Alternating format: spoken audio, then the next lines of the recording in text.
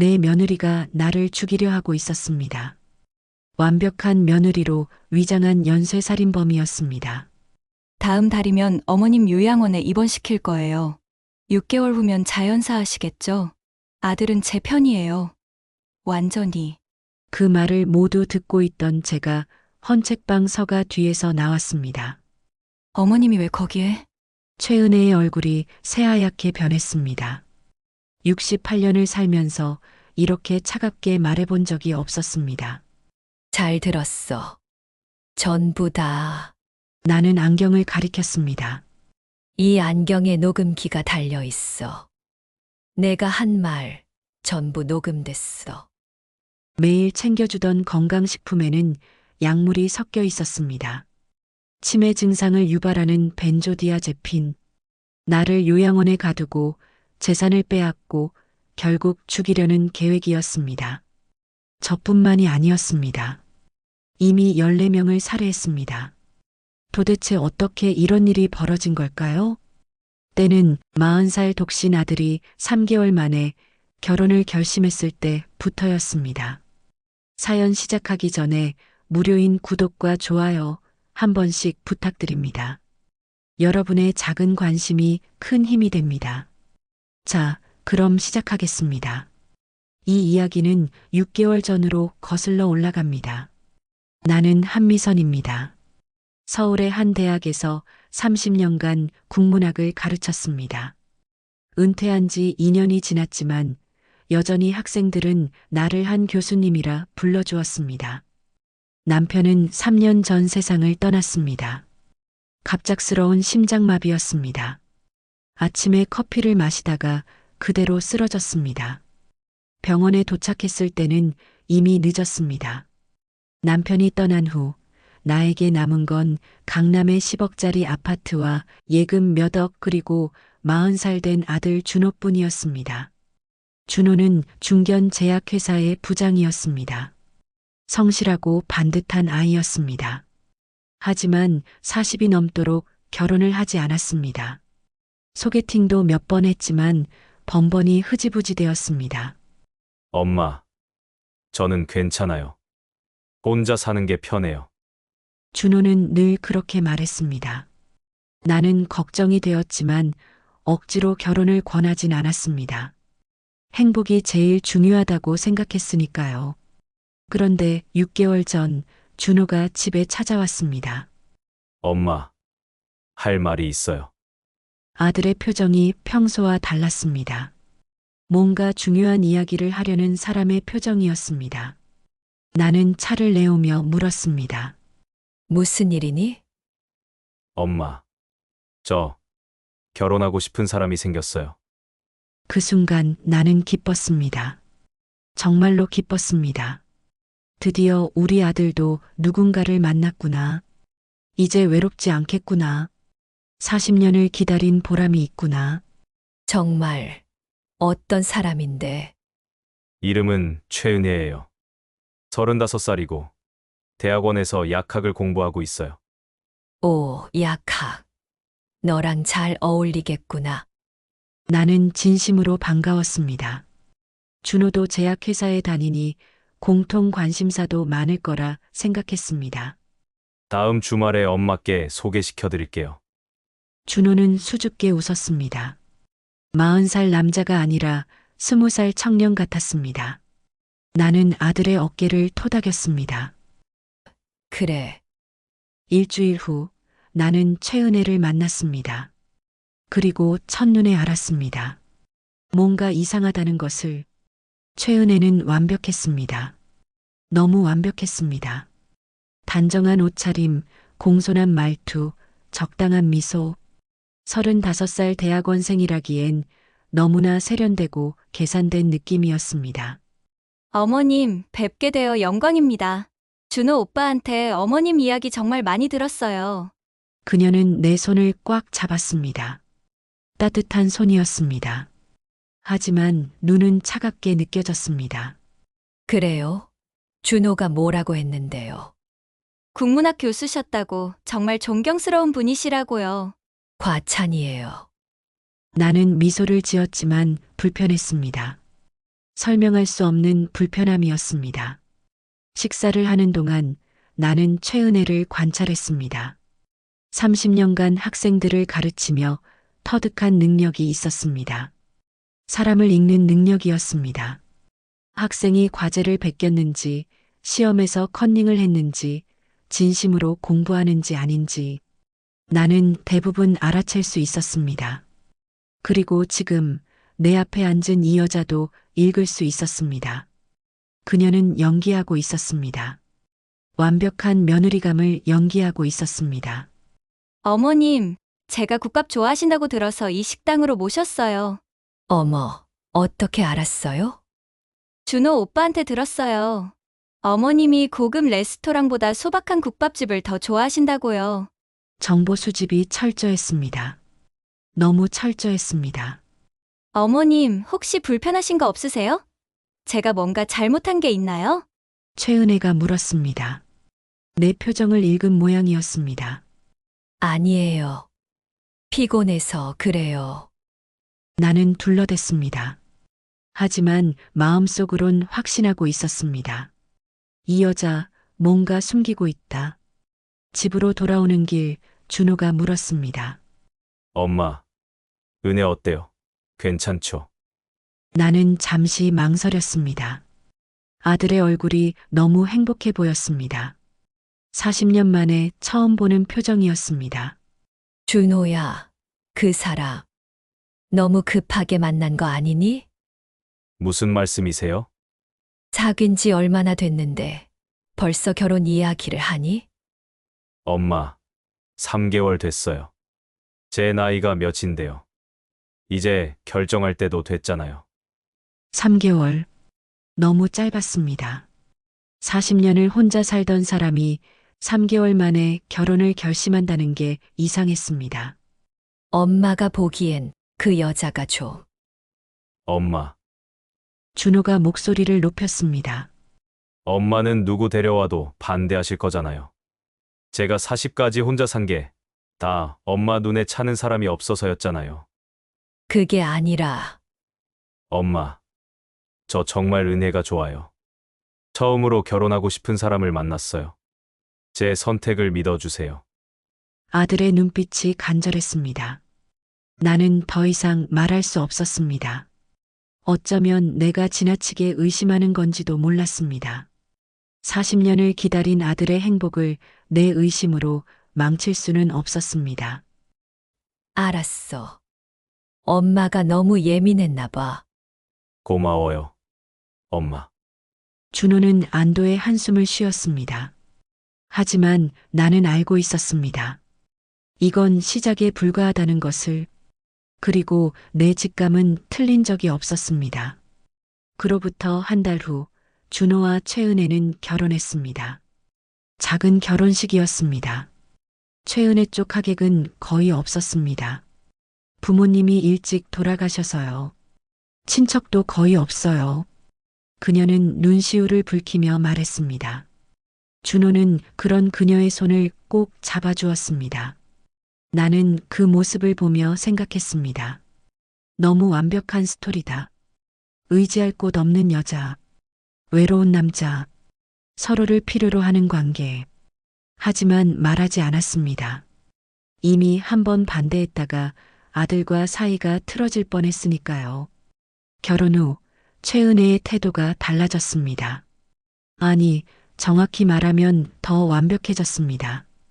어머님, 아침 드세요. 어머님 건강 생각해서 현미밥으로 지었어요. 어머님, 오늘 날씨 좋은데 같이 산책하실래요? 어머님, 이 건강식품 정말 좋대요. 제가 매일 챙겨드릴게요. 매일같이 전화가 왔습니다. 매일같이 선물이 왔습니다. 일주일에 2~3번은 우리 집을 방문했습니다. 청소를 하고 밑반찬을 만들고 심지어 내 서재까지 정리해 주었습니다. 어머님, 논문 자료 정리 제가 도와드릴게요. 대학원생이니까 이런 건 자신 있어요. 아니야, 괜찮아. 내가 할게. 나는 단호하게 거절했습니다. 내 서재만큼은 절대 허락할 수 없었습니다. 어머님, 제가 뭔가 잘못한 게 있나요? 최은혜가 슬픈 표정을 지었습니다. 눈가에 눈물이 맺혔습니다. 아니야. 그냥 내가 원래 내 물건은 내가 정리하는 스타일이라서. 알겠어요. 어머님이 불편하시면 안 그럴게요. 그녀는 고개를 숙였습니다. 착한 며느리였습니다. 너무 착했습니다. 어느 날 저녁 준호가 화를 냈습니다. 엄마, 은혜한테 왜 그러세요? 내가 뭘 어쨌는데? 은혜가 엄마 도와드리려고 하는데 계속 거절하시잖아요. 은혜가 얼마나 상처받는지 아세요? 나는 도움이 필요 없다고 했을 뿐이야. 엄마는 처음부터 은혜를 싫어하셨잖아요. 인정하세요. 준호의 목소리가 떨렸습니다. 분노가 아니라 실망이었습니다. 준호야, 엄마는 제가 결혼 반대했던 거 아직도 못 잊으세요? 은혜가 얼마나 노력하는데요. 매일 어머님 챙기고 건강식품 사드리고 집안일 도와드리는데 그래도 모자라요? 나는 할 말이 없었습니다. 객관적으로 보면 최은혜는 완벽한 며느리였습니다. 흠잡을 데가 없었습니다. 문제는 바로 그거였습니다. 너무 완벽했습니다. 너무 헌신적이었습니다. 마치 무언가를 얻기 위해 투자하는 것처럼. 엄마, 제발 은혜한테 좀 잘해주세요. 은혜는 정말 좋은 사람이에요. 알았어. 나는 고개를 끄덕였습니다. 하지만 마음속으론 확신하고 있었습니다. 저 여자는 무언가를 노리고 있다. 결혼 3개월째 되던 어느 날 최은혜가 제안했습니다. 어머님, 유언장 작성해 두시는 게 어때요? 뭐? 나는 귀를 의심했습니다. 아, 이상한 의미가 아니에요. 그냥 어머님 연세도 있으시고 혹시 모를 일에 대비하는 게 좋을 것 같아서요. 나 아직 건강해. 물론이죠. 그래도 미리미리 준비하는 게 좋잖아요. 요즘은 다들 그렇게 하더라고요. 최은혜는 웃으며 말했습니다. 자연스러운 표정이었습니다. 생각해 볼게. 네. 그리고 어머님, 이번 주말에 좋은 요양병원 견학 가볼까요? 나중을 위해서요. 요양병원? 네. 어머님 혼자 계시면 불편하실 것 같아서요. 요즘 요양병원들 정말 좋더라고요. 호텔 같은 곳도 있어요. 나는 소름이 돋았습니다. 유언장, 요양병원, 재산관리. 결혼한 지 겨우 3개월 된 며느리가 할 이야기가 아니었습니다. 은혜야, 나는 아직 요양병원 갈 나이가 아니야. 아, 물론이에요. 지금 당장은 아니고요. 그냥 미리 알아보는 거예요. 준비성이 필요하잖아요. 최은혜는 여전히 웃고 있었습니다. 하지만 그 웃음이 더 이상 따뜻하게 느껴지지 않았습니다. 그날 밤 나는 잠을 이룰 수 없었습니다. 머릿속이 복잡했습니다. 혹시 내가 지나치게 의심하는 걸까? 최은혜는 정말로 좋은 의도로 한 말일까? 아니면 정말로 무언가를 노리는 걸까? 나는 책장에서 오래된 논문 파일을 꺼냈습니다. 30년 전 내가 쓴 논문이었습니다. 제목은 조선시대 혼인 사기의 서사 구조 연구였습니다. 나는 평생 고전 소설 속 사기꾼들을 연구했습니다. 춘향전의 변사또부터 시작해서 온갖 사기극의 패턴을 분석했습니다. 그리고 알았습니다. 모든 사기에는 공통점이 있다는 것을. 첫째, 타겟을 철저히 연구한다. 둘째, 타겟이 원하는 모습으로 변신한다. 셋째, 완벽하게 연기한다. 넷째, 신뢰를 얻은 후 본색을 드러낸다. 최은혜는 지금 어느 단계일까? 나는 노트에 적기 시작했습니다. 최은혜의 행동 패턴, 준호의 회사 근처 카페에서 우연히 만남 반복 타겟 연구, 내 취향을 정확히 파악 정보 수집, 고아라는 설정 검증 불가능한 배경, 지나치게 헌신적인 태도 신뢰 구축, 유언장, 요양병원, 재산관리 제한 본색 노출 시작. 패턴이 보였습니다. 너무나 명확한 패턴이었습니다. 나는 펜을 놓고 창밖을 바라보았습니다. 달이 밝았습니다. 남편이 세상을 떠난 지 3년이 지났지만 여전히 그리웠습니다. 여보, 내가 미친 걸까요? 아니면 정말로 우리 아들이 위험한 걸까요? 대답은 없었습니다. 하지만 나는 알고 있었습니다. 뭔가 큰 일이 일어나려 하고 있다는 것을, 그리고 나는 준비해야 한다는 것을. 30년간 사기극을 연구한 학자로서 이제는 직접 그 지식을 사용할 때가 온 것 같았습니다. 결혼 4개월째 이상한 일들이 시작되었습니다. 작은 일들이었습니다. 너무 작아서 누구에게 말하기도 애매한 일들이었습니다. 하지만 나는 알았습니다. 이것들이 우연이 아니라는 것을. 어느 날 내가 매일 먹던 혈압약이 사라졌습니다. 최은혜가 찾아왔을 때 물었습니다. 약을 어디 뒀냐고. 나는 분명히 식탁 위에 두었다고 말했습니다. 그녀는 걱정스러운 표정을 지었습니다. 요즘 자꾸 물건을 잃어버린다며 걱정된다고 했습니다. 그리고 냉장고 위에서 약통을 찾아냈습니다. 내가 여기 뒀나 보다고 말했습니다. 나는 아무 말도 하지 않았습니다. 하지만 확신했습니다. 내가 냉장고 위에 약을 둘 리 없었습니다. 절대로. 며칠 후 또 다른 일이 있었습니다. 내가 아끼던 만년필이 사라졌습니다. 남편이 은퇴 선물로 준 몽블랑 만년필이었습니다. 최은혜가 화장실에서 찾아왔다며 가져다 주었습니다. 나는 화장실에서 글을 쓰지 않습니다. 절대로. 그녀가 조심스럽게 물었습니다. 혹시 병원에 가보는 게 어떻겠냐고. 요즘 물건도 자꾸 잃어버리고 기억도 흐릿한 것 같다고. 목소리는 부드러웠습니다. 진심으로 걱정하는 것처럼 들렸습니다.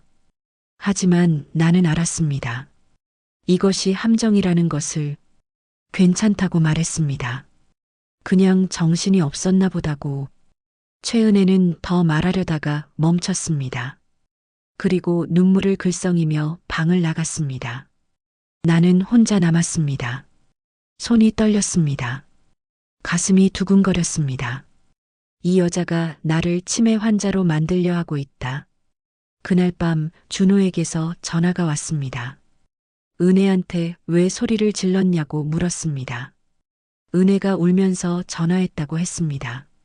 병원 가보시라고 했는데 화를 내셨다고. 나는 그게 아니라고 말하려 했습니다. 하지만 준호가 먼저 말했습니다. 솔직히 말하면 요즘 엄마가 이상하다고. 물건도 자꾸 잃어버리고 기억도 가물가물하다고. 지난주에 한 말 기억하냐고 물었습니다. 무슨 말이냐고 되물었습니다. 해외 출장 간다고 말씀드렸다고 했습니다. 2주 동안 싱가포르 간다고. 나는 기억이 나지 않았습니다. 정말로 기억이 나지 않았습니다. 준호가 말했습니다. 검진 한번 받아보시라고.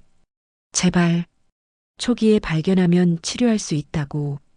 나는 정상이라고 말했습니다. 그냥 요즘 피곤해서 그렇다고. 그리고 은혜가 좀 이상하다고 자꾸 나를 이라고 말하려 했습니다. 준호의 목소리가 차갑게 식었습니다. 또 시작이냐고 했습니다. 처음부터 은혜를 싫어하시더니 이제 이런 식으로 나오시는 거냐고. 은혜가 얼마나 헌신하는데 뭐가 문제냐고 소리쳤습니다. 그게 문제라고 말했습니다. 너무 헌신적이라고. 너무 완벽하다고. 뭔가 노리는 게 있다고. 준호가 소리를 질렀습니다. 엄마 제발 정신 차리시라고. 며느리 괴롭히다가 이제 정신까지 이상해지신 거 아니냐고. 은혜가 얼마나 상처받았는지 아냐고. 내일 출장 간다고 했습니다. 2주 동안 없을 거라고. 그동안 제발 은혜한테 잘 좀 해달라고. 은혜가 매일 챙겨드릴 거라고. 전화가 끊어졌습니다. 나는 멍하니 전화기를 내려다보았습니다. 아들이 나를 믿지 않았습니다. 40년을 키운 내 아들이 3개월 사귄 여자를 더 믿었습니다. 가슴이 찢어지는 것 같았습니다. 숨이 막혔습니다. 눈앞이 캄캄했습니다. 다음 날부터 준호는 출장을 갔습니다. 그리고 최은혜의 방문이 더 잦아졌습니다. 매일 아침 찾아왔습니다. 특별히 만든 보양식을 가져왔습니다. 기억력에 좋다는 건강식품도 챙겨주었습니다. 함께 산책하자고 제안했습니다. 완벽한 며느리였습니다. 하지만 나는 불안했습니다. 점점 더 불안해졌습니다. 어느 날 최은혜가 가져온 건강식품을 먹고 나니 머리가 어지러웠습니다. 괜찮냐고 물었습니다. 좀 어지럽다고 말했습니다. 많이 피곤하신가 보다며 누워 계시라고 했습니다. 옆에 있겠다고 했습니다. 나는 침대에 누웠습니다. 눈이 감겼습니다. 잠들기 직전 희미하게 들렸습니다. 최은혜가 누군가와 전화하는 소리였습니다. 곧 끝난다고 했습니다. 생각보다 빨리 진행되고 있다고. 아들은 완전히 제 편이라고 했습니다. 시어머니가 치매라고 믿고 있다고. 다음 주면 요양병원 입원시킬 수 있을 것 같다고 했습니다.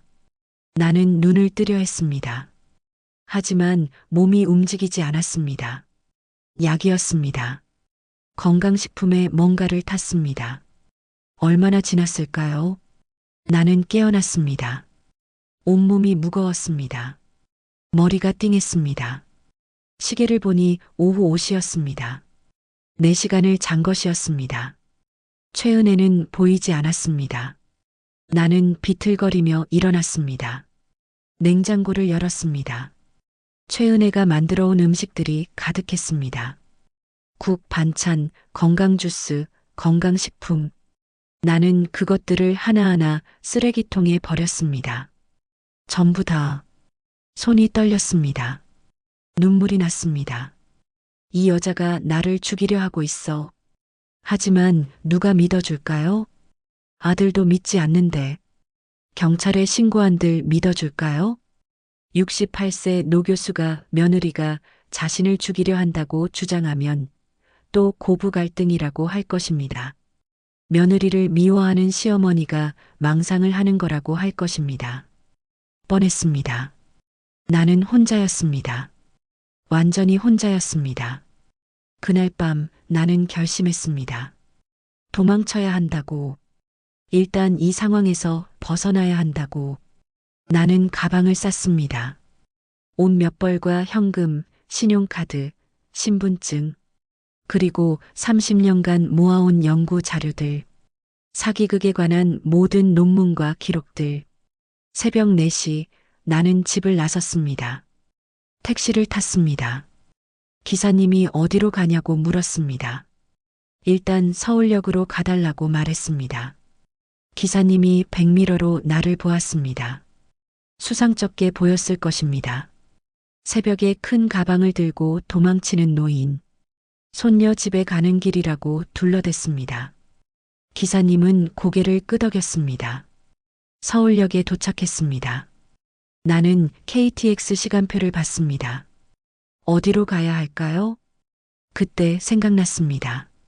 제자 혜진이가 강원도에서 게스트하우스를 운영한다고 했던 것이, 나중에 쉬고 싶으시면 언제든 오시라고 했던 말이.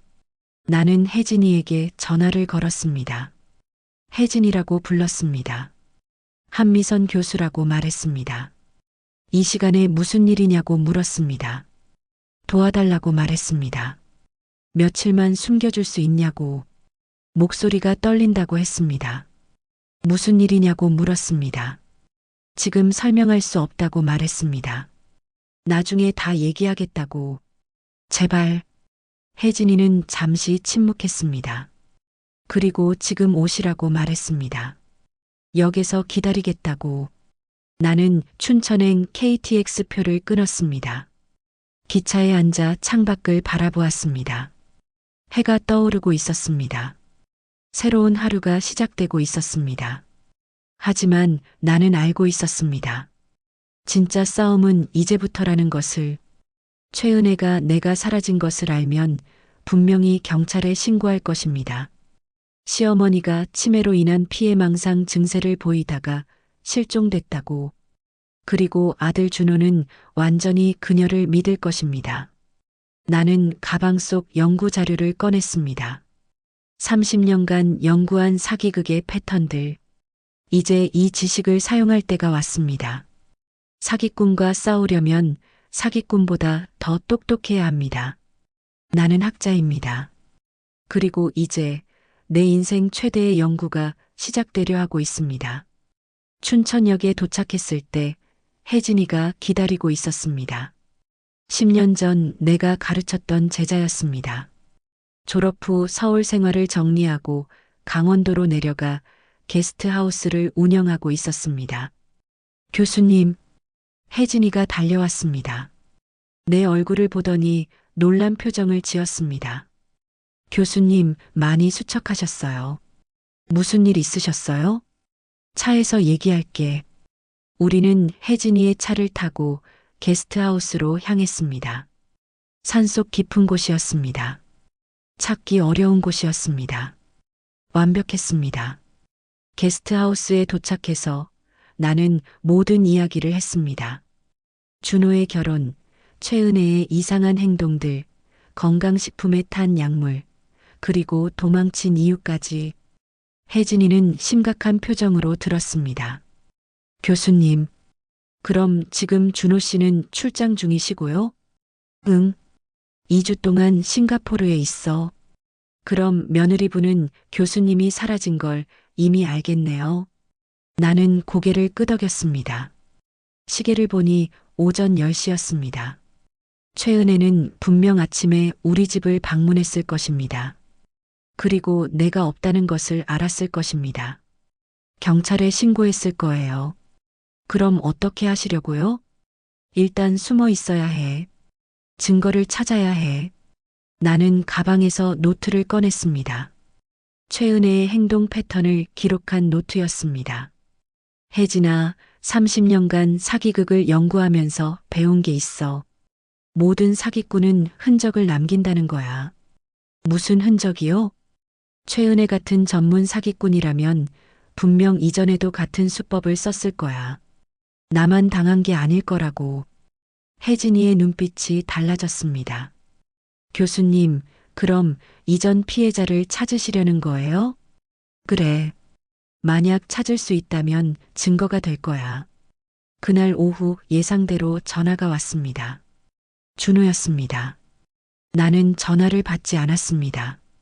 받을 수 없었습니다. 문자가 왔습니다. 엄마, 어디 계세요? 은혜한테 연락 왔는데 집에 안 계시다고 해요. 전화 좀 받으세요. 그 다음엔 최은혜에게서 문자가 왔습니다. 어머님, 걱정돼요. 어디 계세요? 혹시 몸이 안 좋으신 건 아니시죠? 나는 답장하지 않았습니다. 저녁이 되자 준호에게서 다시 전화가 왔습니다. 이번엔 받았습니다. 엄마, 도대체 어디 계세요? 준호의 목소리가 다급했습니다. 나 괜찮아. 잠깐 혼자 있고 싶어서. 혼자 있고 싶으면 집에 계시면 되잖아요. 왜 갑자기 사라지신 거예요? 은혜가 얼마나 걱정하는데요. 준호야, 엄마 말 좀 들어봐. 은혜가. 또 은혜 얘기예요? 엄마, 은혜가 경찰에 신고했어요. 실종 신고요. 나는 예상했던 일이었습니다. 준호야, 경찰한테 취소하라고 해. 나는 실종된 게 아니야. 그럼 어디 계신데요? 말씀해 보세요. 그건 지금은 말할 수 없어. 엄마. 준호가 소리를 질렀습니다. 엄마, 요즘 정말 이상하세요. 은혜 얘기만 나오면 이상해지신다고요. 며느리 괴롭히시더니 이제 가출까지 하시는 거예요? 가출. 그렇게 들릴 수밖에 없었습니다. 엄마, 제발 집으로 돌아오세요. 은혜도 걱정하고 저도 걱정돼요. 제가 출장 끝나는 대로 바로 돌아갈게요. 준호야, 엄마가 은혜를 싫어하시는 건 알아요. 하지만 이렇게까지 하시면 안 돼요. 은혜가 얼마나 상처받겠어요. 전화가 끊어졌습니다. 나는 멍하니 전화기를 내려다보았습니다.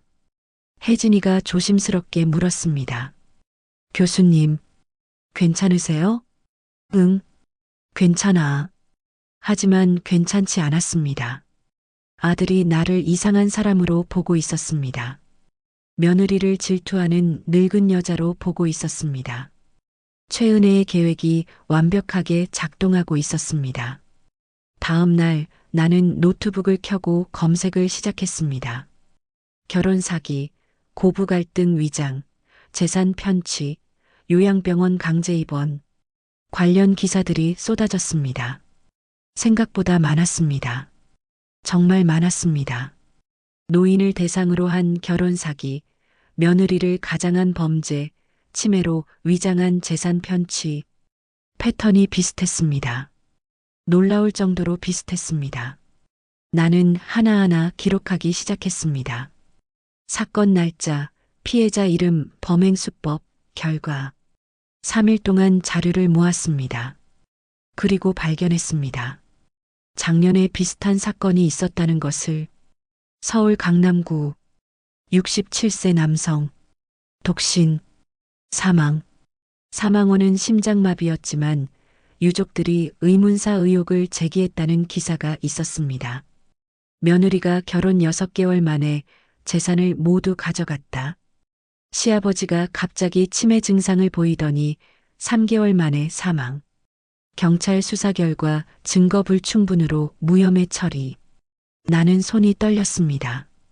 이건 우연이 아니었습니다. 기사에는 유족 인터뷰가 있었습니다. 피해자의 동생이었습니다. 형은 건강했습니다.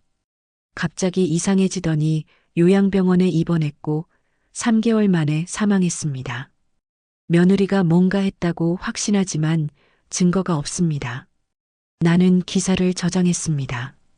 그리고 댓글을 읽었습니다. 수백 개의 댓글이 달려 있었습니다. 대부분은 며느리를 비난하는 내용이었지만 일부는 달랐습니다. 제 이모도 비슷한 일을 겪었어요. 며느리한테 당했어요. 이거 조직적인 범죄 같은데요. 패턴이 너무 비슷해요. 경찰은 뭐 하는 거예요? 명백한 사기인데. 나는 숨이 막혔습니다. 이건 단순한 사기가 아니었습니다. 조직이었습니다. 체계적인 범죄 조직이었습니다.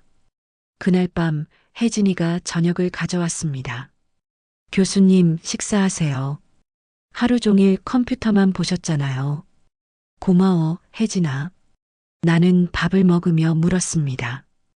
혜진아, 혹시 주변에 비슷한 사건 들어본 적 있니? 무슨 사건이요?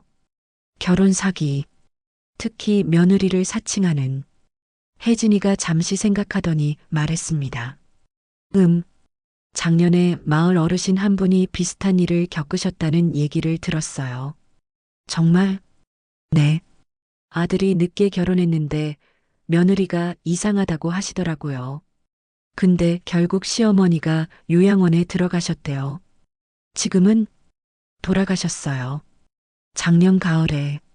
나는 숨을 멈췄습니다.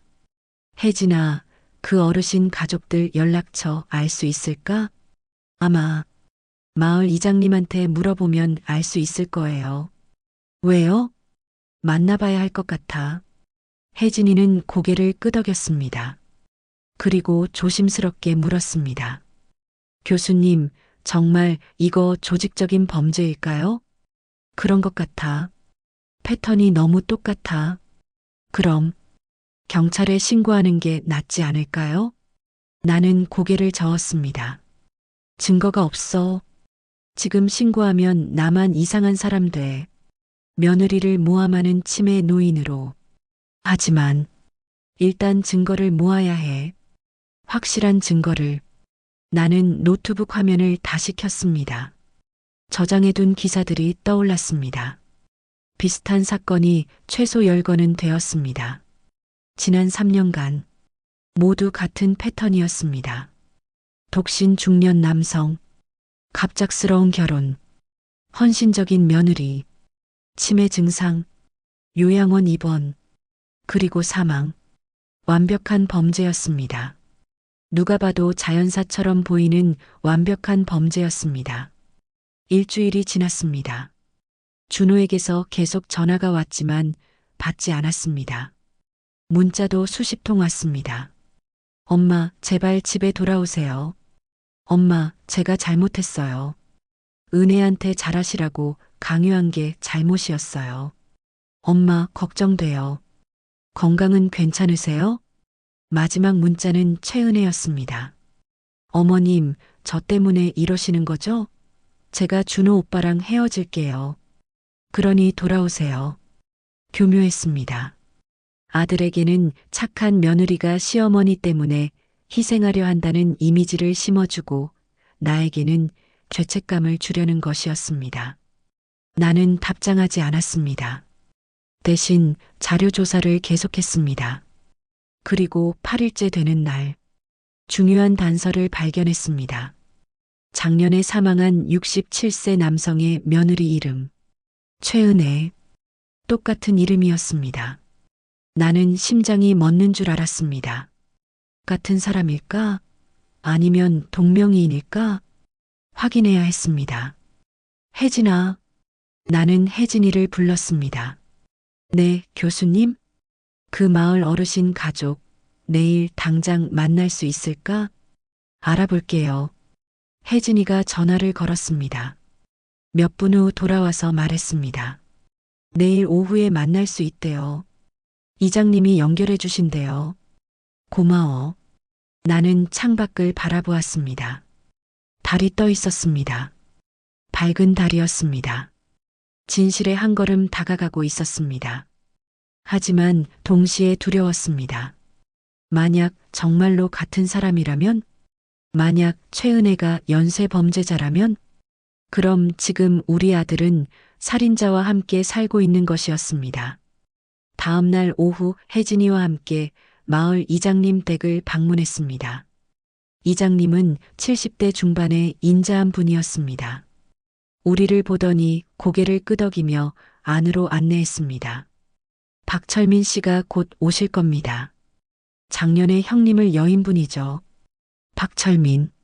나는 그 이름을 노트에 적었습니다. 30분쯤 지났을까요? 50대 중반으로 보이는 남자가 도착했습니다. 수척한 얼굴이었습니다. 깊은 시름이 담긴 얼굴이었습니다. 안녕하세요. 박철민입니다. 우리는 악수를 나눴습니다. 그의 손이 차가웠습니다. 이장님이 차를 내오며 자리를 비켜주었습니다. 우리끼리 이야기하라는 배려였습니다. 나는 조심스럽게 입을 열었습니다. 제가 갑자기 찾아뵌 이유는 형님께서 겪으신 일과 비슷한 상황에 처해 있어서입니다. 박철민 씨의 눈빛이 변했습니다. 혹시 며느리 때문에? 네. 형수 이름이 뭡니까? 최은혜요. 그 순간 박철민 씨의 얼굴이 하얗게 변했습니다. 손이 떨렸습니다. 차가 든 찻잔이 흔들렸습니다. 똑같은 이름입니다. 우리 형수도 최은혜였어요. 나는 숨이 막혔습니다. 예상했던 일이었지만 확인하는 순간 온몸이 얼어붙었습니다. 사진 좀 보여드려도 될까요? 나는 떨리는 손으로 핸드폰을 꺼냈습니다. 준호와 최은혜의 결혼식 사진이었습니다. 박철민 씨가 사진을 보더니 고개를 끄덕였습니다. 맞습니다. 이 여자가 우리 형수예요. 머리 스타일만 다르고 똑같아요. 세상이 무너지는 소리가 들렸습니다. 박철민 씨가 이야기를 시작했습니다. 형은 독신으로 살았다고 했습니다. 60대 후반까지 혼자였다고 했습니다. 작은 서점을 운영하며 조용히 살았다고 했습니다. 그런데 2년 전 갑자기 결혼하겠다고 했다고 합니다. 만난 지 3개월 된 여자와 결혼하겠다고. 이름은 최은혜. 30대 중반. 대학원생. 똑같았습니다. 완전히 똑같았습니다. 형수는 처음엔 정말 잘했어요. 형한테 헌신적이었죠. 매일 음식 해다 주고 서점 일도 도와주고 박철민 씨의 목소리가 떨렸습니다. 그런데 결혼 3개월쯤 되니까 형이 이상해지기 시작했어요. 자꾸 물건을 잃어버린다고, 기억이 가물가물하다고. 나는 숨을 참았습니다. 형수가 병원에 데려갔어요. 초기 치매 진단이 나왔죠. 그때부터 형수가 형을 완전히 통제하기 시작했어요. 통제요? 형 만나는 것도 통제하고, 전화도 통제하고, 형한테 약을 먹인다고 했는데 그게 정말 치매약이었는지 지금도 모르겠어요. 박철민 씨가 주먹을 쥐었습니다.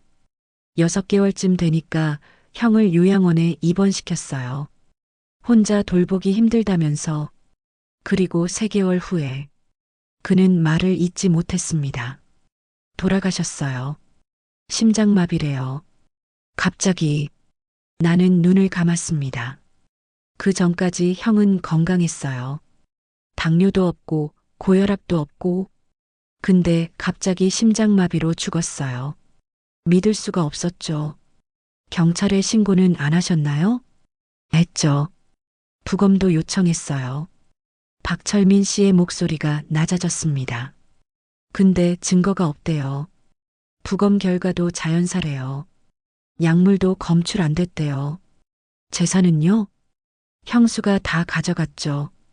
혁명의 서점, 집, 예금 전부. 결혼할 때 형이 재산을 형수 앞으로 다 넘겼대요. 형수가 권했다나 뭐래나. 완벽한 범죄였습니다. 흔적 하나 남기지 않는 완벽한 범죄였습니다. 그 후로 형수는 사라졌어요. 연락도 안 되고 주소지도 옮기고 흔적도 없이 사라졌죠. 박철민 씨가 나를 똑바로 바라봤습니다. 그 여자가 다시 나타난 거예요? 다른 이름으로? 아니요. 똑같은 이름으로요. 미친 거 아닙니까? 같은 이름을 쓴다고요? 자신만만한 거죠. 어차피 증거가 없으니까. 나는 주먹을 쥐었습니다. 손톱이 손바닥을 파고들었습니다. 박철민 씨와 2시간을 이야기했습니다. 형이 어떻게 변해갔는지, 최은혜가 어떻게 행동했는지, 주변 사람들은 어떻게 반응했는지, 모든 게 똑같았습니다. 내가 지금 겪고 있는 일과 완전히 똑같았습니다. 제가 드릴 말씀이 있어요. 박철민 씨가 가방에서 봉투를 꺼냈습니다. 형이 죽기 일주일 전에 제게 편지를 보냈어요. 요양원에서 몰래. 그는 봉투를 내밀었습니다. 읽어보세요. 도움이 될 겁니다. 나는 떨리는 손으로 편지를 꺼냈습니다. 편지지가 낡았습니다. 구겨진 흔적이 있었습니다. 몰래 숨겨서 보낸 편지였습니다. 철민아, 형이 미안하다. 내 말이 맞았어. 은혜가 이상해. 결혼하고 나서 계속 이상한 약을 먹였어. 건강식품이라고 했는데 먹고 나면 머리가 멍해졌어. 물건도 자꾸 사라졌어. 내가 둔 게 아닌 곳에서 나타났어. 은혜가 일부러 그런 것 같아. 나를 치매 환자로 만들려고. 지금 요양원에 있어. 나가고 싶은데 나갈 수가 없어. 은혜가 면회도 통제하고 있어. 너도 못 만나게 하고. 철민아, 형이 죽으면 부검해줘. 꼭 뭔가 있을 거야. 반드시. 편지는 거기서 끝났습니다. 마지막 문장이 흔들려 있었습니다. 떨리는 손으로 쓴 글씨였습니다. 나는 눈물을 참을 수 없었습니다. 형은 마지막까지 정신이 멀쩡했어요. 치매가 아니었어요. 박철민 씨의 목소리가 떨렸습니다. 그 여자가 약을 먹여서 그렇게 만든 거예요. 그리고 죽인 거예요. 나는 고개를 숙였습니다. 눈물이 떨어졌습니다. 이건 단순한 사기가 아니었습니다. 살인이었습니다. 계획적이고 조직적인 살인이었습니다. 게스트하우스로 돌아오는 길, 나는 한마디도 하지 못했습니다. 혜진이도 조용했습니다. 모든 게 확실해졌습니다. 최은혜는 연쇄살인범이었습니다. 그리고 지금 내 아들이 그녀와 함께 있었습니다. 교수님, 혜진이가 조심스럽게 말했습니다. 이제 경찰에 신고해야 하는 거 아닐까요? 증거가 없어. 하지만 박철민 씨 증언이 있잖아요. 편지도 있고요. 그것만으론 부족해. 상황 증거일 뿐이야. 나는 창밖을 바라봤습니다. 게다가 지금 신고하면 내가 도망친 것부터 설명해야 해. 실종 신고된 치매 의심 노인이 며느리를 살인범이라고 주장하는 거야. 누가 믿겠어? 혜진이는 대답하지 못했습니다. 맞았습니다. 아무도 믿지 않을 것이었습니다. 객관적으로 보면 나는 며느리를 싫어하는 시어머니였습니다. 가출한 노인이었습니다. 최은혜는 헌신적인 며느리였습니다. 경찰에 실종 신고까지 한 착한 며느리였습니다. 더 확실한 증거가 필요해. 무슨 증거요? 결정적인 증거. 최은혜가 범죄자라는 걸 누구도 부정할 수 없는 증거. 나는 노트를 펼쳤습니다. 30년간 사기극을 연구한 노트였습니다. 모든 사기꾼은 실수를 해. 반드시. 아무리 완벽해 보여도 틈이 있어. 교수님이 그 틈을 찾으시려는 거예요? 그래. 나는 펜을 들었습니다.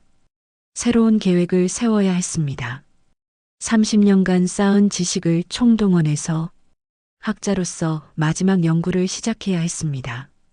생존을 위한 연구를. 그날 밤 나는 계획을 세웠습니다. 최은혜를 잡으려면 그녀의 조직을 파악해야 했습니다. 혼자서는 불가능한 범죄였습니다. 반드시 공범이 있을 것이었습니다. 나는 노트에 적기 시작했습니다. 필요한 것들. 최은혜의 통화 내용 녹음, 건강식품 성분 분석, 조직원 신원 파악, 결정적 자백 유도, 마지막 항목에 밑줄을 그었습니다. 자백. 범죄자를 잡는 가장 확실한 방법은 자백을 받아내는 것이었습니다. 하지만 어떻게? 나는 중얼거렸습니다. 그때 30년 전 논문이 떠올랐습니다. 조선시대 사기극의 역이용 전략. 사기꾼을 잡으려면 사기꾼처럼 생각해야 한다는 내용이었습니다. 나는 노트북을 켰습니다. 이메일을 열었습니다. 준호에게 보낼 이메일이었습니다. 준호야, 엄마가 미안하다. 엄마가 너무 고집을 피웠구나. 은혜는 좋은 아이야. 엄마가 편견을 가졌던 거야. 이제 집으로 돌아갈게. 은혜한테 잘할게. 약속해. 거짓말이었습니다. 30년 학자 생활에서 한 번도 해본 적 없는 거짓말이었습니다. 하지만 보내야 했습니다. 최은혜를 안심시켜야 했습니다. 나는 전송 버튼을 눌렀습니다.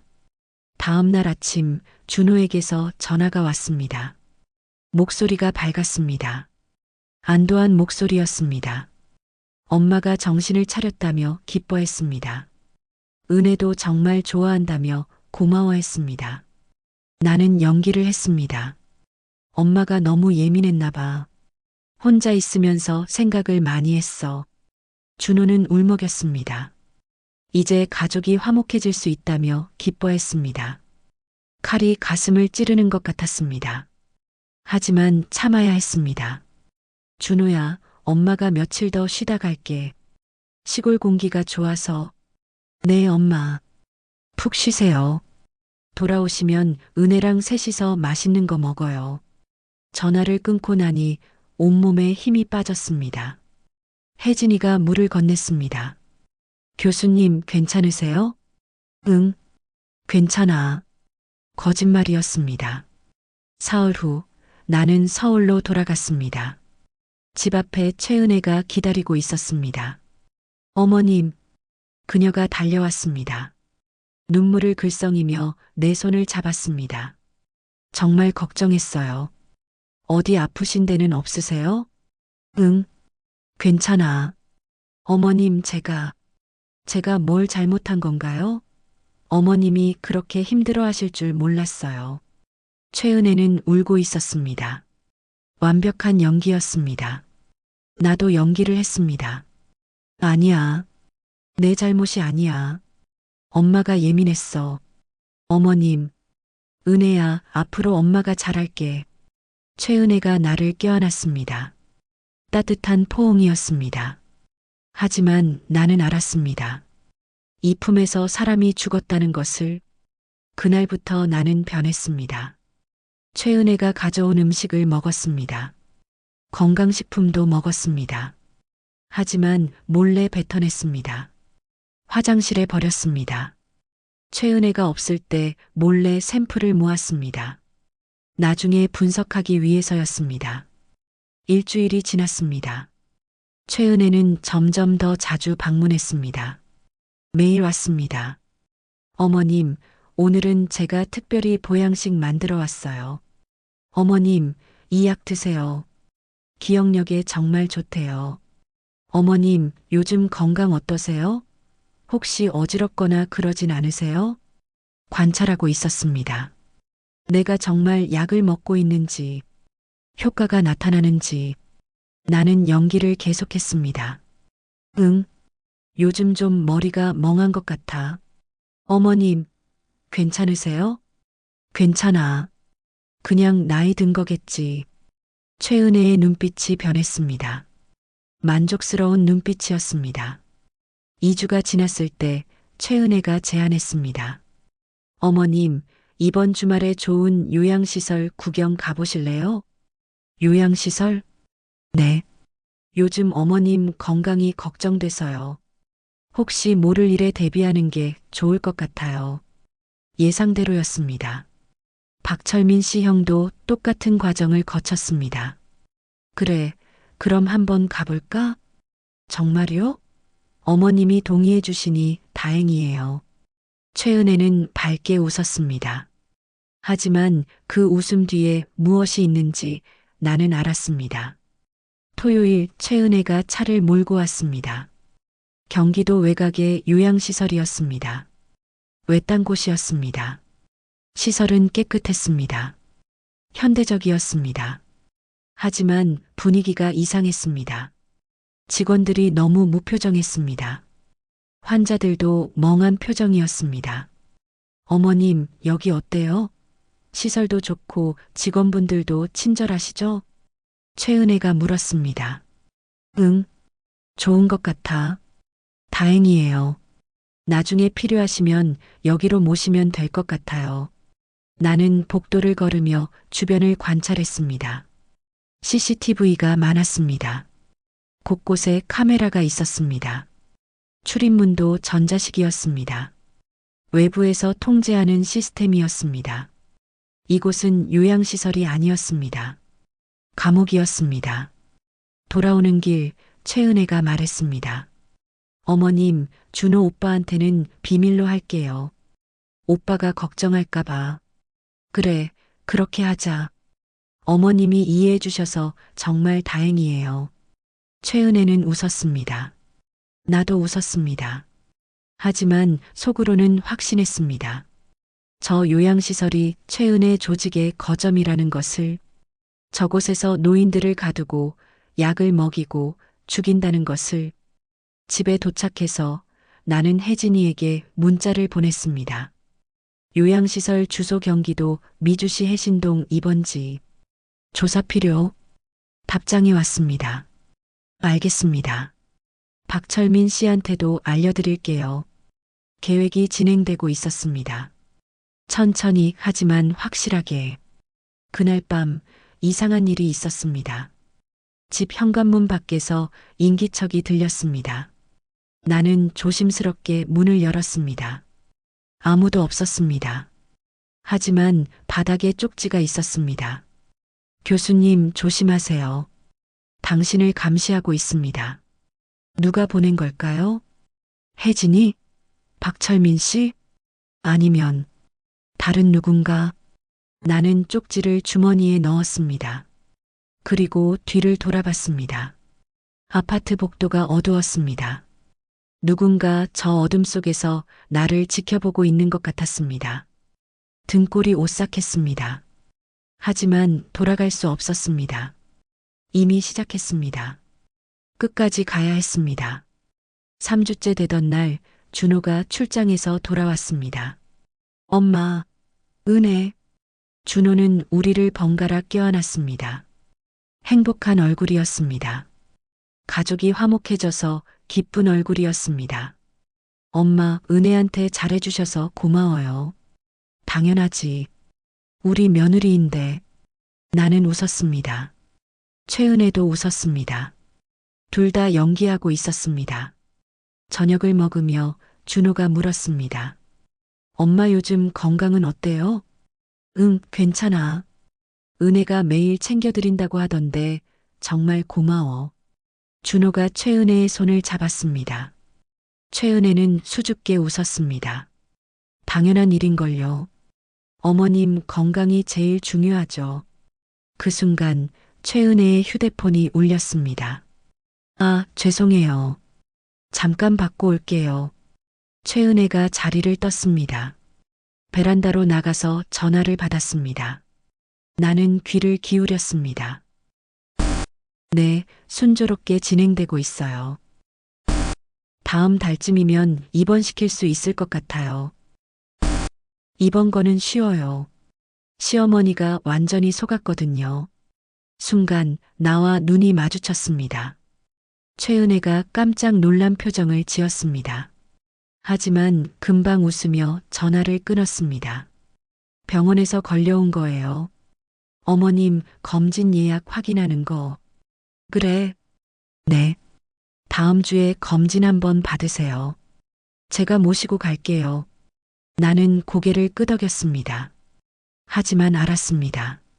시간이 얼마 남지 않았다는 것을, 최은혜가 곧 움직일 것이라는 것을 나도 준비해야 했습니다.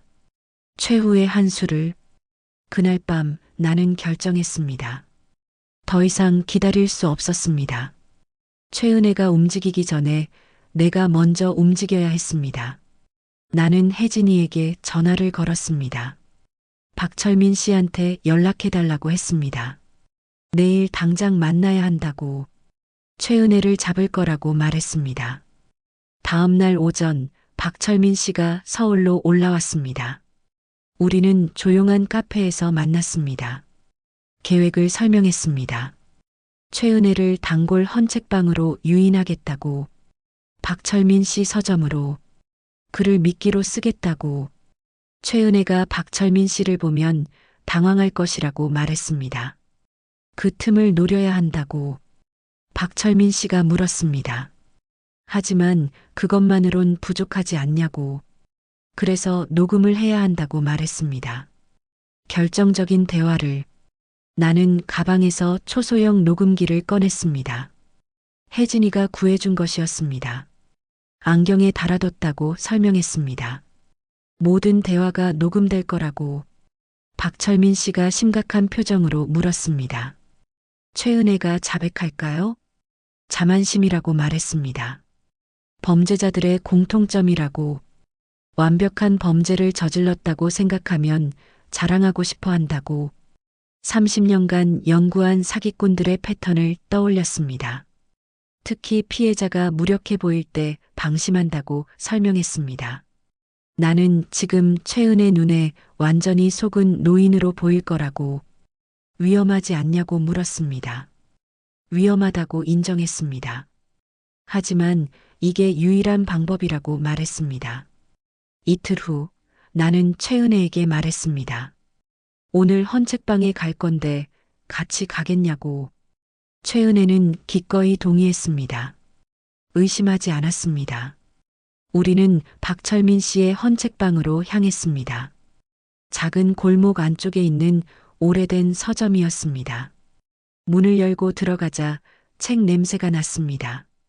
묵은 종이 냄새, 오래된 지혜의 냄새였습니다. 박철민 씨가 카운터에서 일어나 인사했습니다. 최은혜가 그를 보는 순간 얼굴이 굳었습니다. 단 1초, 아주 짧은 순간이었습니다. 하지만 나는 봤습니다. 그녀의 눈동자가 흔들리는 것을. 박철민 씨는 태연하게 인사했습니다. 최은혜도 금방 미소를 지으며 답했습니다. 나는 책을 고르는 척하며 서가 사이를 걸었습니다. 최은혜가 뒤를 따라왔습니다. 무슨 책 찾냐고 물었습니다. 고전 소설 관련 자료라고 답했습니다. 도와드릴까요? 하고 물었습니다. 괜찮다고 말했습니다. 혼자 보겠다고. 나는 책을 뒤적였습니다. 그러다 일부러 비틀거렸습니다. 최은혜가 달려와 나를 부축했습니다. 괜찮냐고, 어지러우냐고 물었습니다. 좀 어지럽다고 말했습니다. 앉으시라고 했습니다. 물을 가져오겠다고 했습니다. 최은혜가 카운터로 갔습니다. 박철민 씨와 짧은 대화를 나눴습니다. 나는 귀를 기울였습니다. 물을 한 잔 달라고 했습니다. 여기 있다고 박철민 씨가 말했습니다. 그리고 최은혜가 말했습니다.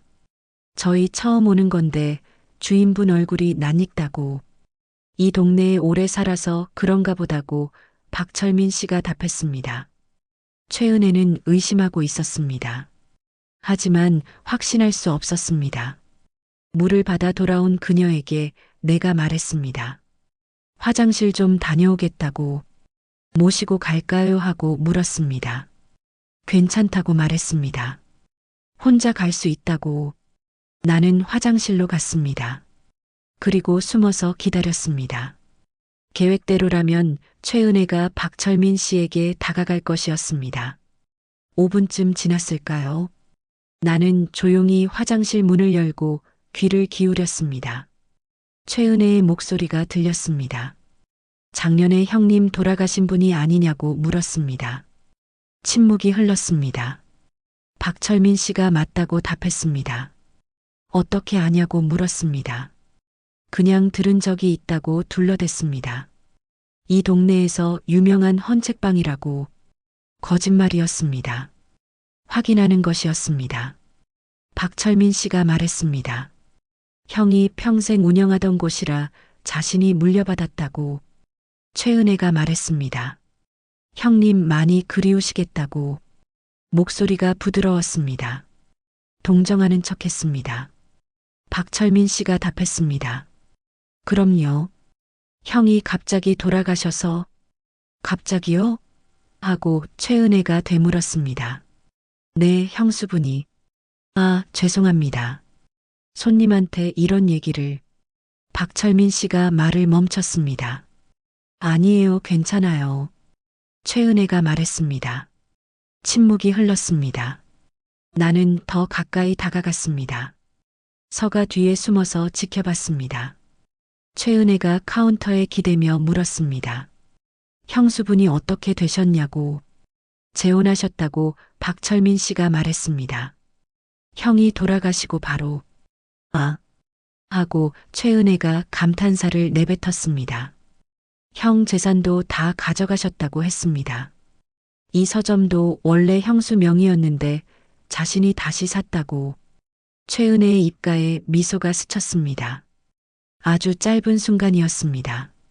그래도 형수분이 형님 마지막까지 잘 돌봐드렸잖냐고 말했습니다. 글쎄요. 박철민 씨의 목소리가 낮아졌습니다. 저는 형수가 형을 죽였다고 생각한다고 말했습니다. 최은혜의 몸이 굳었습니다. 무슨 말씀이냐고 되물었습니다. 박철민 씨가 설명했습니다. 형은 건강했다고. 형수랑 결혼하고 나서 갑자기 이상해졌다고.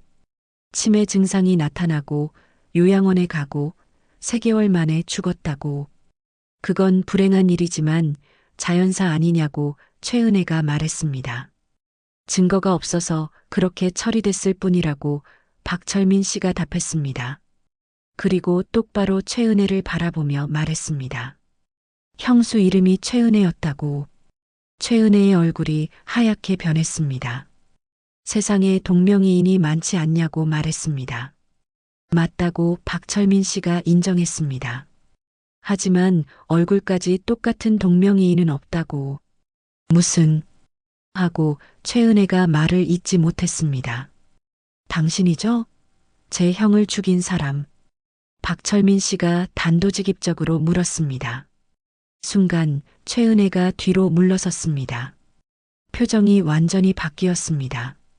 온화한 며느리의 얼굴이 사라지고 차갑고 날카로운 얼굴이 드러났습니다. 증거가 있냐고 물었습니다. 목소리까지 달라졌습니다.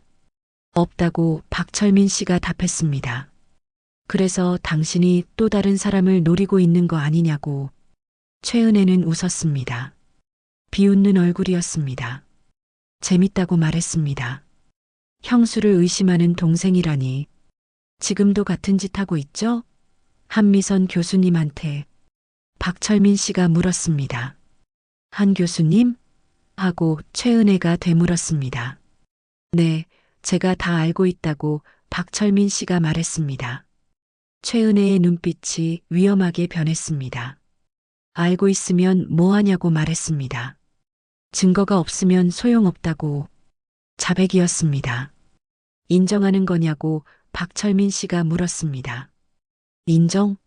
뭐요? 하고 최은혜가 비웃었습니다. 그리고 말했습니다. 자신은 아무것도 안 했다고. 시아버지가 늙어서 돌아가셨을 뿐이라고. 자연사라고. 의사도 그렇게 진단했고 경찰도 그렇게 결론 냈다고. 약을 먹였잖냐고 박철민 씨가 소리쳤습니다. 건강식품이었다고 최은혜가 답했습니다. 몸에 좋은 거라고. 거짓말이라고 박철민 씨가 외쳤습니다. 형이 마지막에 편지를 보냈다고 말했습니다. 당신이 이상한 약을 먹였다고. 머리가 멍해진다고. 최은혜는 여전히 웃고 있었습니다. 편지냐고 되물었습니다. 치매 환자가 쓴 편지가 법정에서 증거가 되겠냐고. 당신, 박철민 씨가 말을 잇지 못했습니다. 박 선생님, 최은혜가 카운터에 더 가까이 다가갔습니다. 그리고 말했습니다. 자신은 완벽하다고. 흔적을 남기지 않는다고. 박철민 씨 형도 그랬고 다음 사람도 그럴 거라고. 다음 사람? 박철민 씨가 물었습니다. 한미선 교수님 말이라고 최은혜가 속삭였습니다. 다음 달이면 요양원에 입원시킬 거라고. 그리고 6개월 후면 자연사 하실 거라고. 아들은 자기 편이라고. 완전히. 시어머니가 치매로 돌아가셔도 자신을 의심하지 않을 거라고. 나는 서가 뒤에서 몸이 떨렸습니다. 녹음되고 있었습니다. 모든 대화가 녹음되고 있었습니다. 왜 이러냐고 박철민 씨가 물었습니다. 돈 때문이냐고. 돈도 있다고 최은혜가 답했습니다. 하지만 그것만은 아니라고. 목소리가 낮아졌습니다. 재미있다고 말했습니다.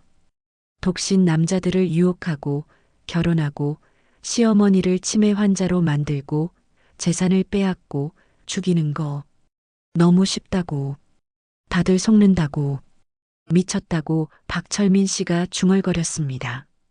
미쳤다고 최은혜가 인정했습니다.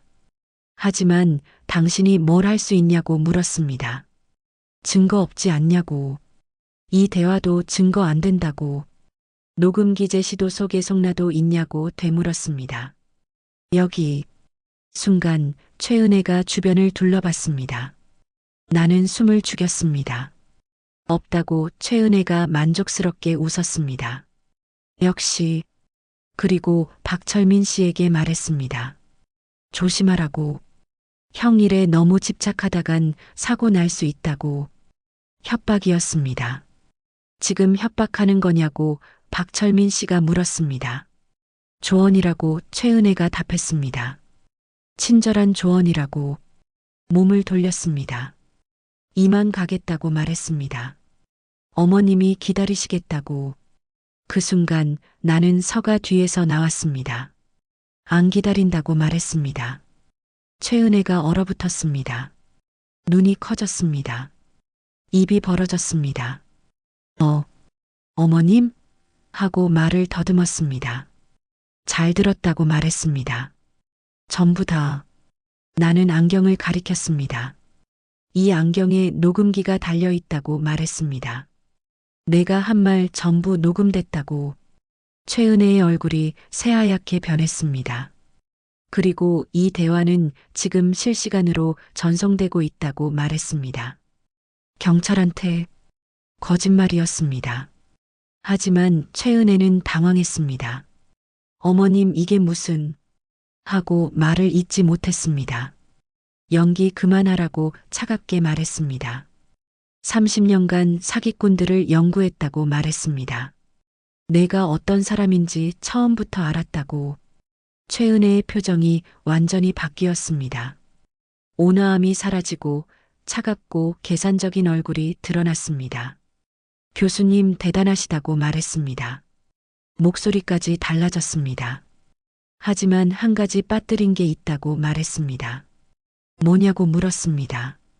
준호 오빠라고 답했습니다. 내 심장이 멎었습니다. 오빠는 자신을 믿는다고 말했습니다. 완전히. 교수님이 뭐라고 해도 자신을 믿을 거라고.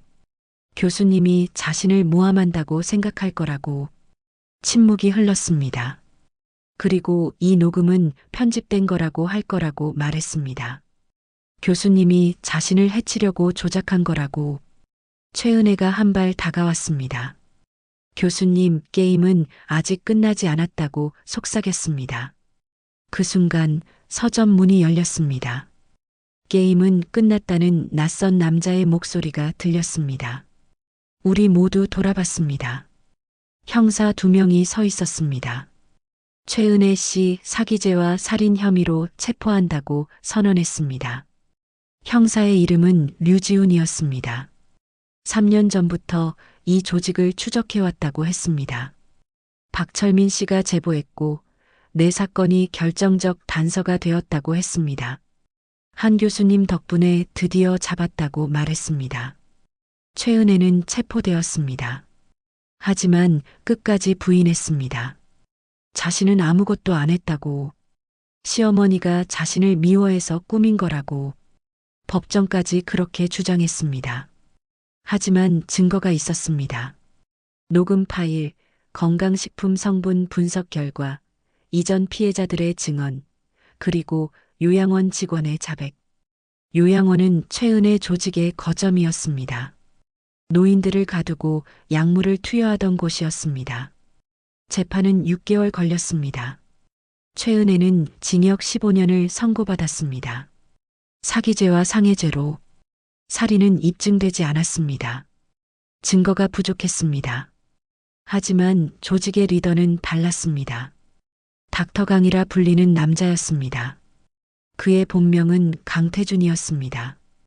25년 전 내 제자였던 학생이었습니다. 나는 오래된 파일을 뒤졌습니다. 국문학과 석사과정 학생들의 명단이었습니다.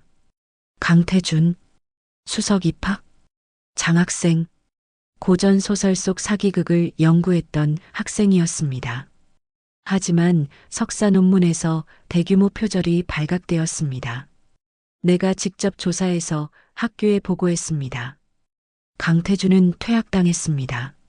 마지막 날 그가 내게 했던 말이 기억났습니다. 교수님이 제 인생을 망쳤다고. 언젠가 후회하실 거라고. 나는 손이 떨렸습니다. 모든 게 복수였습니다. 나에 대한 복수였습니다. 강태준은 퇴학 후 의대에 재입학했습니다. 정신과 의사가 되었습니다. 하지만 의료사고로 면허가 박탈되었습니다. 그 후 범죄 조직을 만들었습니다. 내 학문을 이용해서, 내가 가르쳤던 사기극의 패턴을 이용해서 독신 중년 남성을 타겟으로 삼는 결혼 사기 조직이었습니다. 특히 교수, 의사, 변호사 등 지식인 가정을 노렸습니다. 그리고 내 아들을 타겟으로 정했습니다. 가장 고통스러운 복수였습니다. 내 아들의 신뢰를 잃게 만들고 교육자로서의 명예를 바닥에 떨어뜨리는 것. 완벽한 복수였습니다. 재판 6개월 후 나는 특별한 강연을 준비했습니다.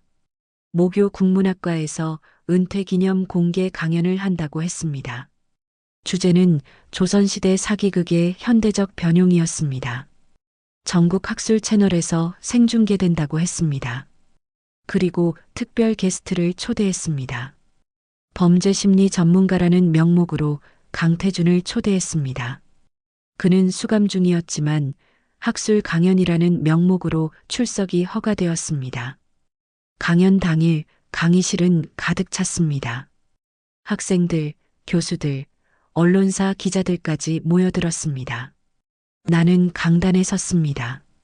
68년 인생에서 가장 중요한 순간이었습니다. 오늘은 특별한 게스트를 모셨다고 말했습니다. 범죄 심리 전문가가 아니라 제대로 소개하겠다고 말했습니다. 25년 전 저의 제자였던 강태준 씨라고. 강의실이 술렁였습니다. 강태준이 뒤쪽 문으로 들어왔습니다. 수갑을 차고 있었습니다. 교도관 2명이 호송했습니다. 우리의 눈이 마주쳤습니다. 그는 냉소했습니다. 교수님 오랜만이라고 말했습니다. 그래, 25년 만이라고 답했습니다. 마이크를 잡았습니다.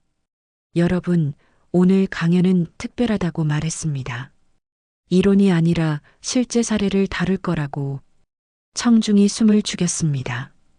강태준이 만든 조직에 대해 이야기하자고 말했습니다. 독신 중년 남성을 타겟으로 결혼 사기를 치는 조직. 최은혜 같은 여자들을 훈련시켜서 투입하고 시어머니를 치매 환자로 만들고 재산을 빼앗고 살해하는 조직. 강의실이 조용해졌습니다. 20년간 15명을 죽였다고 말했습니다. 완벽한 범죄였다고. 흔적도 남기지 않았다고. 강태준이 웃었습니다. 이게 강연이냐 재판이냐고 물었습니다. 둘 다라고 답했습니다. 한 걸음 다가갔습니다. 내가 왜 이런 짓을 했는지 안다고 말했습니다. 나에 대한 복수였다고. 25년 전 내가 너를 퇴학시켰으니까. 표절 때문에. 강태준의 얼굴이 굳었습니다. 그래서 내 아들을 타겟으로 삼았구나. 내가 가장 사랑하는 사람을, 내가 가르친 학문을 이용해서. 강의실이 숨죽였습니다. 생중계 시청자는 15만 명을 넘어가고 있었습니다. 강태준에게 말했습니다. 내가 배운 건 지식이었지만 내가 배우지 못한 건 양심이었다고. 양심? 하고 강태준이 비웃었습니다. 교수님이 자신한테 양심을 말씀하시냐고 했습니다. 교수님이 자신의 인생을 망쳤는데 내가 스스로 망친 거라고 말했습니다. 표절은 학자의 죽음이니까. 그래서 자신도 교수님께 죽음을 돌려드리려 했다고 강태준이 말했습니다. 학자로서의 죽음을요. 강의실이 술렁였습니다. 강태준이 자백하고 있었습니다. 생중계로. 교수님의 외아들을 타겟으로 삼고 며느리를 통해 교수님과 아들의 관계를 파괴하고 재산을 빼앗고 정신병원에 가두려 했다고 말했습니다. 교수님이 평생 가르쳤던 사기극을 현실에서 완벽하게 재현하는 거였다고. 아이러니하다고. 내가 실수한 게 하나 있다고 조용히 말했습니다. 나를 과소평가한 거라고. 30년간 사기극을 연구한 학자를. 강태준의 웃음이 멈췄습니다. 내 수법은 완벽했다고 말했습니다. 하지만 패턴이 있었다고. 모든 사기에는 패턴이 있으니까. 자료를 펼쳤습니다. 15명의 피해자를 설명했습니다. 모두 같은 방법으로 죽었다고. 건강식품에 벤조디아제핀을 섞어서 치매 증상을 유발하고 요양원에 가두고 약물로 심장을 먹게 하는 거라고. 청중이 경악했습니다. 증거는 남기지 않았지만 패턴은 남겼다고 말했습니다. 그게 내 실수라고. 강태준이 주먹을 쥐었습니다. 결국 또 교수님이 이기시는군요 하고 말했습니다. 이긴 게 아니라고 답했습니다. 바로잡은 거라고. 똑바로 그를 바라봤습니다. 25년 전 내 표절을 바로잡았듯이 지금 내 범죄를 바로잡는 거라고. 그게 교육자의 의무니까. 강태준이 끌려나갔습니다. 마지막으로 뒤돌아보며 물었습니다. 교수님 후회 안 하시냐고. 아니라고 답했습니다. 후회하지 않는다고. 확신에 찬 목소리로 말했습니다. 잘못을 바로잡는 게 옳은 일이니까. 강연은 끝났습니다. 강의실은 박수 소리로 가득 찼습니다. 나는 강단을 내려왔습니다. 준호가 기다리고 있었습니다. 엄마 하고 불렀습니다. 아들이 무릎을 꿇었습니다. 죄송하다고 말했습니다. 자신이 엄마를 못 믿었다고 일어나라고 말했습니다. 엄마 직감을 무시한 자신이 바보였다고 말했습니다. 엄마가 처음부터 보신 게 맞았다고 용서해달라고 아들을 일으켰습니다. 괜찮다고 말했습니다. 내 잘못이 아니라고. 하지만 하고 준호가 말을 이었습니다. 내가 사랑했던 거라고 말했습니다. 잘못된 사람이었지만 내 마음은 진심이었다고. 준호가 울었습니다. 40대 남자가 엄마 품에서 울었습니다. 나는 아들의 등을 토닥였습니다.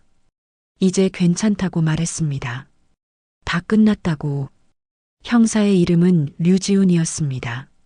3년 전부터 이 조직을 추적해왔다고 했습니다. 박철민 씨가 형사에게 제보했고 내 사건이 결정적 단서가 되었다고 했습니다. 한 교수님 덕분에 드디어 잡았습니다. 류지훈 형사가 말했습니다. 최은혜는 체포되었습니다. 하지만 끝까지 부인했습니다. 저는 아무것도 안 했어요.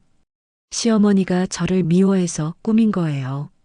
법정까지 그렇게 주장했습니다. 하지만 증거가 있었습니다. 녹음 파일, 건강식품 성분 분석 결과, 이전 피해자들의 증언, 그리고 요양원 직원의 자백. 요양원은 최은혜 조직의 거점이었습니다. 노인들을 가두고 약물을 투여하던 곳이었습니다. 재판은 6개월 걸렸습니다. 최은혜는 징역 15년을 선고받았습니다. 사기죄와 상해죄로. 살인은 입증되지 않았습니다. 증거가 부족했습니다. 하지만 조직의 리더는 달랐습니다. 닥터 강이라 불리는 남자였습니다. 재판이 끝나고 한 달 후 나는 놀라운 사실을 알게 되었습니다. 닥터 강의 본명은 강태준이었습니다. 25년 전 내 제자였던 학생이었습니다. 나는 오래된 파일을 뒤졌습니다. 국문학과 석사과정 학생들의 명단이었습니다. 강태준, 수석 입학, 장학생, 고전 소설 속 사기극을 연구했던 학생이었습니다. 하지만 석사 논문에서 대규모 표절이 발각되었습니다. 내가 직접 조사해서 학교에 보고했습니다. 강태준은 퇴학당했습니다. 마지막 날 그가 내게 말했던 것이 기억났습니다. 교수님이 제 인생을 망쳤습니다. 언젠가 후회하실 겁니다. 나는 손이 떨렸습니다. 모든 게 복수였습니다. 나에 대한 복수였습니다. 강태준은 퇴학 후 의대에 재입학했습니다. 정신과 의사가 되었습니다. 하지만 의료사고로 면허가 박탈되었습니다. 그 후 범죄 조직을 만들었습니다. 내 학문을 이용해서, 내가 가르쳤던 사기극의 패턴을 이용해서 독신 중년 남성을 타겟으로 삼는 결혼 사기 조직이었습니다. 특히 교수, 의사, 변호사 등 지식인 가정을 노렸습니다. 그리고 내 아들을 타겟으로 정했습니다. 가장 고통스러운 복수였습니다. 내 아들의 신뢰를 잃게 만들고 교육자로서의 명예를 바닥에 떨어뜨리는 것. 완벽한 복수였습니다. 재판 6개월 후 나는 특별한 강연을 준비했습니다. 모교 국문학과에서 은퇴 기념 공개 강연을 한다고 했습니다. 주제는 조선시대 사기극의 현대적 변용이었습니다. 전국 학술 채널에서 생중계된다고 했습니다. 그리고 특별 게스트를 초대했습니다. 범죄 심리 전문가라는 명목으로 강태준을 초대했습니다. 그는 수감 중이었지만 학술 강연이라는 명목으로 출석이 허가되었습니다. 강연 당일 강의실은 가득 찼습니다. 학생들, 교수들, 언론사 기자들까지 모여들었습니다. 나는 강단에 섰습니다. 68년 인생에서 가장 중요한 순간이었습니다. 오늘은 특별한 게스트를 모셨습니다. 나는 청중을 바라봤습니다. 범죄 심리 전문가. 아니, 제대로 소개하죠. 25년 전 저의 제자였던 강태준 씨입니다. 강의실이 술렁였습니다. 강태준이 뒤쪽 문으로 들어왔습니다. 수갑을 차고 있었습니다. 교도관 2명이 호송했습니다. 우리의 눈이 마주쳤습니다. 그는 냉소했습니다. 교수님, 오랜만입니다. 그래, 25년 만이구나. 나는 마이크를 잡았습니다. 여러분, 오늘 강연은 특별합니다. 이론이 아니라 실제 사례를 다룰 겁니다. 청중이 숨을 죽였습니다. 강태준, 내가 만든 조직에 대해 이야기해보자. 독신 중년 남성을 타겟으로 결혼 사기를 치는 조직. 최은혜 같은 여자들을 훈련시켜서 투입하고 시어머니를 치매 환자로 만들고 재산을 빼앗고 살해하는 조직. 강의실이 조용해졌습니다. 20년간 15명을 죽였지. 완벽한 범죄였어. 흔적도 남기지 않았고. 강태준이 웃었습니다. 교수님, 이게 강연입니까? 아니면 재판입니까? 둘 다야. 나는 한 걸음 다가갔습니다. 내가 왜 이런 짓을 했는지 알아. 나에 대한 복수였지. 25년 전 내가 너를 퇴학시켰으니까.